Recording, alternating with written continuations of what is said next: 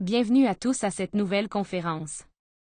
Aujourd'hui, nous allons explorer un thème très intéressant et essentiel, l'importance d'apprendre à ne pas nous identifier aux circonstances de notre vie quotidienne et l'importance d'abandonner l'habitude de critiquer les autres. Surmonter ces deux erreurs communes, l'identification et la critique, nous aidera à garantir que la conscience que nous éveillons grâce au travail intérieur ne se rendorme pas. Commençons par parler de la non-identification, afin de bien comprendre ce que signifie s'identifier à quelque chose. Lorsque nous comprenons à quel point nous tombons fréquemment dans l'identification face aux situations qui nous arrivent, nous reconnaissons également que cela nous fait nous oublier nous-mêmes. Chaque fois que nous nous identifions à quelque chose, notre conscience perd son état de vigilance, elle se laisse absorber par l'événement, et l'état d'éveil, cette présence intérieure par laquelle la conscience peut se manifester, s'estompe. Alors, que signifie réellement s'identifier? S'identifier, c'est devenir identique à l'un de nos défauts psychologiques. C'est permettre à un défaut de prendre le contrôle de notre machine humaine, de notre corps et de notre mental, au point que nous commençons à penser, sentir et agir comme ce défaut lui-même. Dans n'importe quelle situation qui surgit, si nous ne maintenons pas un état de souvenir de soi et de conscience intérieure, et que nous laissons plutôt le désir, la justification ou les réactions mécaniques de l'ego nous dominer, alors nous tombons dans l'identification à cette circonstance. Nous nous y perdons. Par exemple, si durant une dispute nous nous identifions au défaut de la colère qui surgit à ce moment, nous devenons la colère elle-même. Nous frappons, insultons, crions, et nous ne pensons qu'à blesser, humilier ou nous venger. Nos émotions sont remplies de haine, de ressentiment et de violence, tout cela appartient au moi de la colère avec lequel nous sommes devenus identiques. Quand nous nous identifions à un défaut, nous lui donnons le contrôle de tous les centres de notre machine humaine. La même chose se produit dans une situation de luxure. Si une personne ne maintient pas le souvenir d'elle-même, si la conscience n'est pas celle qui dirige, alors elle devient identique à la luxure. Elle pensera, sentira, parlera et agira de manière lubrique, commettant des erreurs, gaspillant une énergie sexuelle précieuse et s'enfonçant davantage dans la dégénérescence, tout cela à cause de l'identification à ce moment-là. C'est ce qui nous arrive jour après jour, instant après instant. Nous n'arrivons pas à maintenir un état de conscience éveillé, parce que nous nous identifions constamment à la peur, la tristesse, l'inquiétude, la joie, le désir, la jalousie, la distraction, l'envie, la critique, la sentimentalité, l'orgueil, la colère, la tyrannie, le ressentiment, la paresse, et tant d'autres encore. Si nous souhaitons réellement éveiller notre conscience, nous devons faire des efforts constants pour éviter de tomber dans l'identification. Quand nous nous identifions, nous tombons sous une sorte d'hypnose, fascinés par la scène que la vie nous présente, et nous entrons dans un rêve psychologique. Dans cet état, notre conscience, qui est la capacité de percevoir la réalité objective des choses, s'endort tout simplement. Il est donc essentiel d'identifier et d'éliminer tous les défauts psychologiques, tous les moi, qui se manifestent en nous à chaque instant et dans chaque situation que nous vivons. Un exercice très utile consiste à réfléchir chaque soir à la façon dont notre journée s'est déroulée. Cette réflexion quotidienne nous aide à comprendre combien de fois nous sommes tombés dans l'identification au cours de la journée, et à reconnaître les éléments psychologiques qui nous ont empêchés de maintenir la conscience de nous-mêmes. En identifiant ces éléments, nous pouvons travailler à les éliminer, de sorte que le lendemain nous jouissions d'une plus grande clarté intérieure et d'une conscience accrue, ce qui nous aide, à son tour, à éviter l'identification. Car c'est ainsi que vit l'humanité aujourd'hui, endormie pendant la journée, perdue dans l'identification, et pour cette raison, la nuit, les gens ne peuvent pas entrer consciemment dans le plan astral, ils continuent d'y rêver également. Si nous voulons véritablement éveiller la conscience, nous devons d'abord réaliser à quel point nous sommes endormis, et commencer par nous réveiller de ce rêve quotidien. Nous devons commencer à voir la vie comme si c'était un film rempli de scènes agréables et désagréables, mais toutes éphémères. Tout ce que nous vivons dans ce monde physique est provisoire, tout est dévoré par le temps. Les personnes vont et viennent, les idées vont et viennent, les choses vont et viennent, le monde entier est illusoire. Aussi intense qu'une scène de la vie puisse être, elle finit toujours par passer et par s'éteindre. La seule chose qui ne passe pas est l'être, car l'être est éternel. Par conséquent, la seule chose qui devrait réellement nous importer est l'être, notre conscience, parce que l'être simplement est. Il est vrai que, parfois, nous faisons face à des situations difficiles et complexes dans la vie. Dans de telles circonstances, il peut sembler impossible de ne pas s'identifier à ce qui se passe. Nous ne voyons aucune issue, aucune solution au problème que la vie a placé devant nous. Pourtant, paradoxalement, c'est précisément dans ces moments d'adversité que nous pouvons tirer le plus grand bénéfice, si nous faisons un sureffort pour rester vigilants, conscients de nous-mêmes et présents. Car la conscience, étant sagesse en elle-même, peut nous révéler un chemin clair, une nouvelle compréhension, ou une lumière qui nous permet d'avancer dans cette étape de la vie tout en saisissant la précieuse leçon qu'elle contient. Malheureusement, ce que nous faisons habituellement est exactement le contraire. Nous amplifions le problème. Nous l'alimentons de notre énergie mentale et émotionnelle, nous nous inquiétons sans cesse, nous le ressassons jusqu'à ce qu'il devienne énorme, monstrueux, au point que nous nous sentons petits, impuissants et incapables de l'affronter.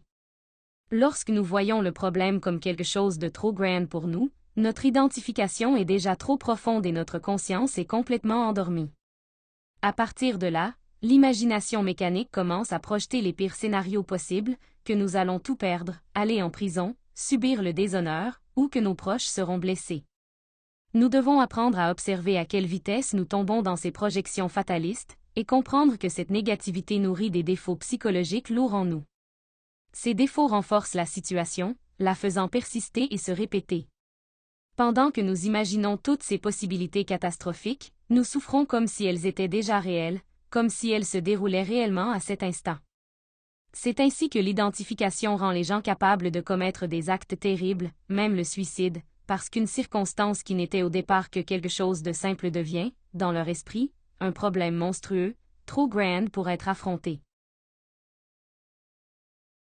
Si nous réfléchissons profondément à n'importe quel problème, nous remarquerons qu'à sa racine se trouve la peur. C'est la peur qui maintient les problèmes en vie. Nous avons peur de la vie et peur de la mort. Nous avons peur de ce que les autres pourraient dire ou penser de nous. Nous avons peur des commérages, de la calomnie, de la pauvreté, de la faim, de l'humiliation ou de la prison. Nous avons peur de tout, et à cause de cela, nos problèmes deviennent plus forts et semblent plus difficiles à résoudre. Ainsi, si nous voulons vraiment dissoudre un problème, nous devons l'affronter directement et découvrir les peurs qui le soutiennent. Par exemple, dans un problème économique, de quoi avons-nous réellement peur? Nous craignons de perdre notre emploi, nous craignons la pauvreté, nous craignons que notre famille souffre, que nous allions en prison, ou que nous finissions dans la ruine. Et toutes ces peurs nous entraînent dans les ténèbres intérieures. Dans les problèmes familiaux, nous pouvons trouver des moi qui craignent ce que les autres vont dire, craignent le scandale, craignent de perdre l'affection ou le confort, ou craignent de rester seuls. Mais lorsque le moi qui génère cette peur est éliminé, le problème lui-même se dissout, il disparaît, car en vérité, il n'était qu'une illusion soutenue par ce défaut. Ainsi, la question que nous devons apprendre à nous poser est, qui est en train de ressentir cette peur? Lorsque nous observons de cette façon, nous pouvons découvrir le défaut psychologique précis qui agit à travers notre imagination mécanique. Si nous cessons de nous identifier aux événements, aux problèmes ou aux situations, nous pouvons rester alertes et vigilants. C'est dans cet état de perception attentive que nous découvrons nos défauts psychologiques. Une fois qu'un défaut est découvert, nous devons le comprendre profondément, puis l'éliminer. Lorsque nous éliminons les défauts qui créent la peur et remplissent notre mental de projections sombres, les problèmes perdent leur pouvoir oppressif, ils deviennent de simples circonstances à travers lesquelles la conscience peut agir. Et la conscience, étant une sagesse pure, sait toujours comment répondre correctement. Nous pensons souvent qu'en nous inquiétant, nous trouverons une solution. Mais en réalité, lorsque nous nous inquiétons, nous perdons la paix intérieure, et même notre sommeil.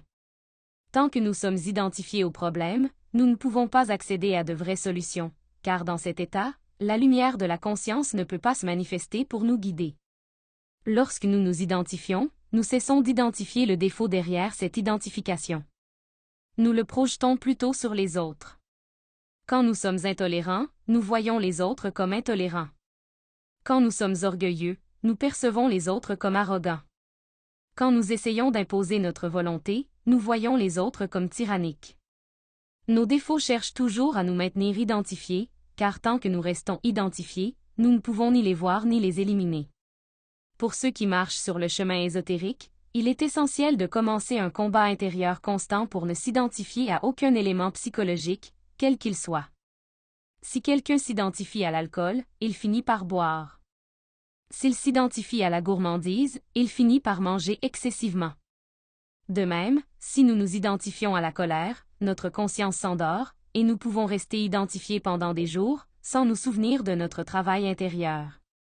C'est pourquoi nous devons lutter, instant après instant, pour rester éveillés, pour nous souvenir de nous-mêmes, et pour continuer à nous observer.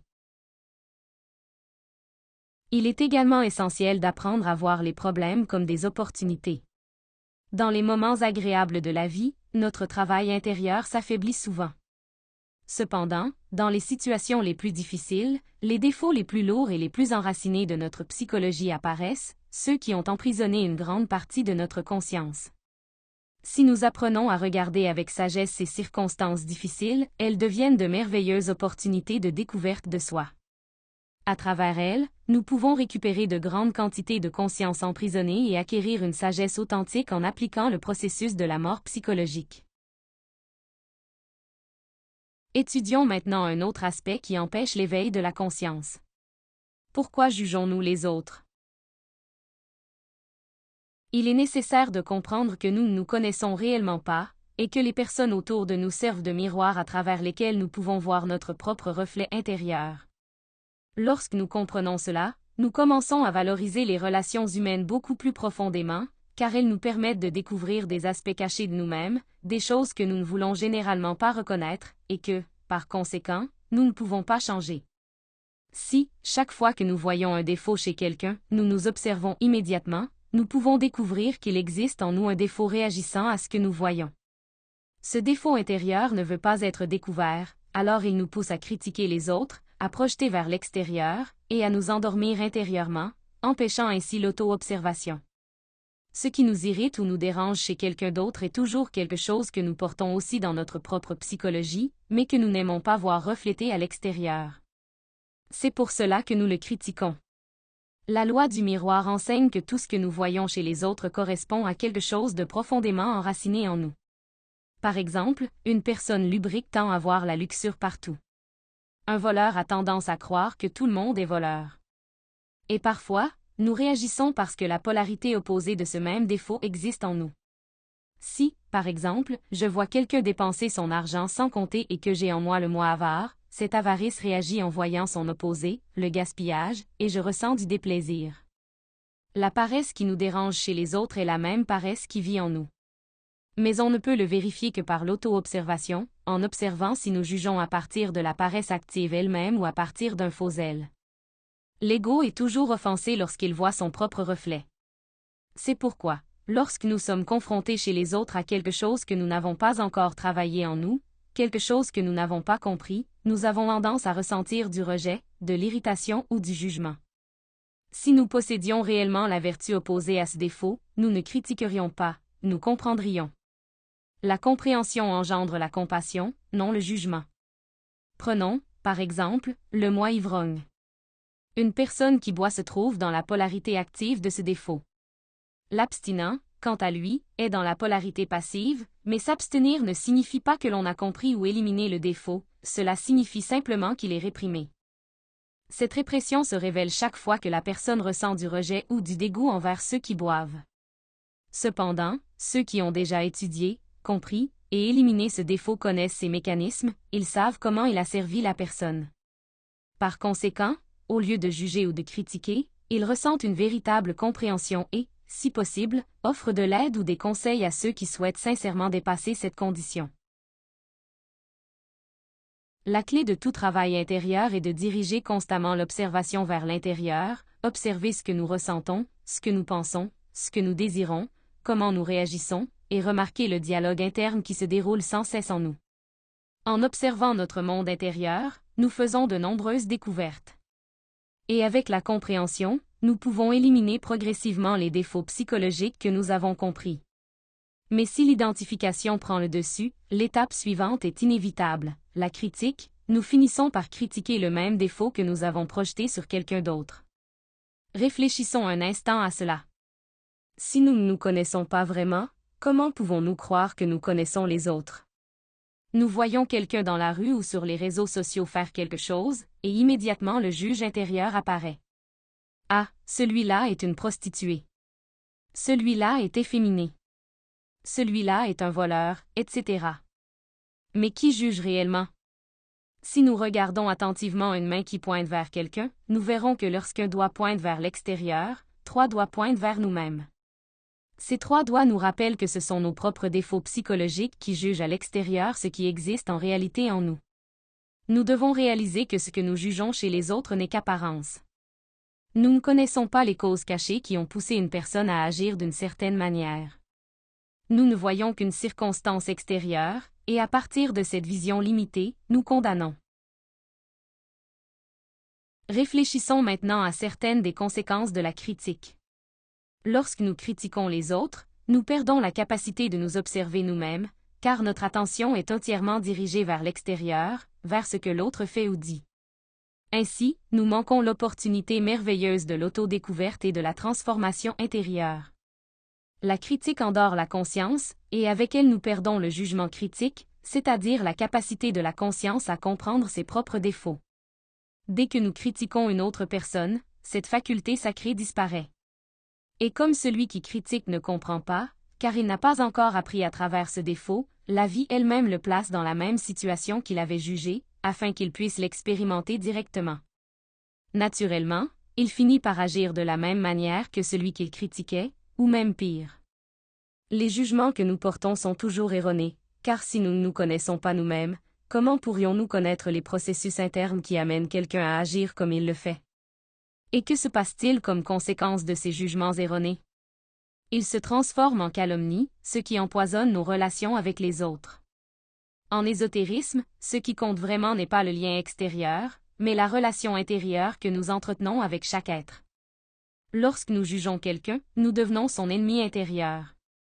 Une autre conséquence importante de la critique est le karma, car par la critique nous causons du tort aux autres. Nous ne recevons pas de karma pour ce que nous pensons ou ressentons seulement, mais au moment où nous exprimons ces pensées par des mots ou des actions, nous générons du tort, directement ou indirectement, et ainsi nous créons du karma pour nous-mêmes. Et alors, quels sont les bénéfices de surmonter ces 2 grandes erreurs? Que gagnons-nous en cessant de nous identifier aux circonstances de la vie quotidienne et en nous abstenant de critiquer les autres?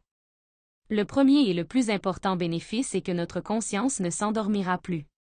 Nous commencerons à maintenir un état continu de vigilance, un état qui nous conduira progressivement vers l'éveil complet. Nous commencerons à rester conscients tout au long de la journée, et cette même clarté se reflètera la nuit, nous permettant de vivre une plus grande lucidité dans le plan astral. Un autre grand bénéfice est la récupération du jugement critique, la véritable auto-observation de la conscience. À travers l'autocritique, nous apprenons à reconnaître nos propres défauts reflétés chez les autres. Lorsque nous devenons conscients de ces défauts en nous, nous pouvons demander consciemment leur élimination. Ainsi, le travail de la mort psychologique progresse puissamment et efficacement. En continuant à dissoudre nos défauts, nous libérons des quantités croissantes de conscience piégée, et ce faisant, nous avançons de manière constante dans notre travail intérieur.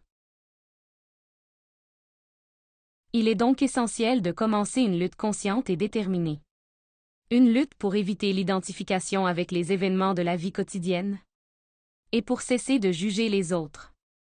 Cet effort intérieur nous conduit directement vers ce que l'on appelle l'éveil de la conscience. Cette conférence d'aujourd'hui se termine ici. Si vous avez des questions ou des réflexions sur le sujet, n'hésitez pas à les laisser dans les commentaires, nous serons heureux d'y répondre. Dans notre prochaine conférence, nous explorerons un thème très important. Le 3e facteur de la révolution de la conscience, le sacrifice pour l'humanité. Nous y comprendrons l'importance profonde et vitale de ce facteur dans le travail intérieur. Vous êtes chaleureusement invités à nous rejoindre pour développer ce thème inspirant. À très bientôt.